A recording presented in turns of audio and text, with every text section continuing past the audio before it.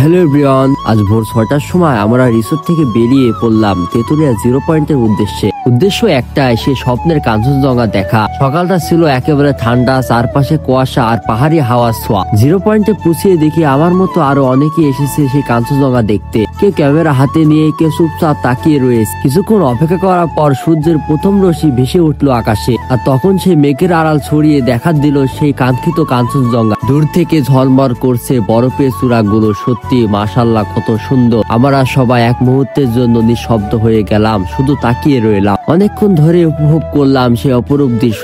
এরপর চোখে পড়লো পাশে এক সুন্দর ছবি প্রদর্শনী। পঞ্চগড়ের প্রকৃতির সৌন্দর্যের অসাধারণ সব ছবিগুলো সেখানে সাজানো ছিল। প্রতিটি ছবিতে যেন এক প্রকৃতির একটা গল্প লুকিয়ে আছে। ছবি দেখে মুগ্ধ হয়ে গেলাম, সত্যি দারুণ লাগছিল। তারপর আমরা নিচের দিকে হাঁটতে হাঁটতে চলে গেলাম। সেখানে দেখলাম সামনে দিয়ে এক সুন্দর নদী বয়ে চলেছে।